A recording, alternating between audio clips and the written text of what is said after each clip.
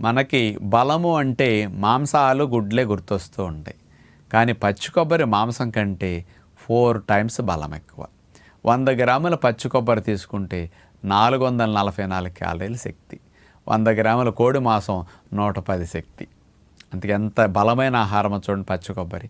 అందుకని పిల్లలకు కానీ, గర్భిణీలకు కానీ, బాలింతలకు కానీ, హార్డ్ వర్క్ చేసుకునేవారికి కానీ, ఆటలాడేవారికి, జిమ్కి వెళ్ళేవారికి, కండ పట్టాలి, బరువు పెరగాలనుకునే వారికి ప్రతిరోజు పచ్చి కొబ్బరి కనుక వాడుకుంటే ఎంతో మంచిది.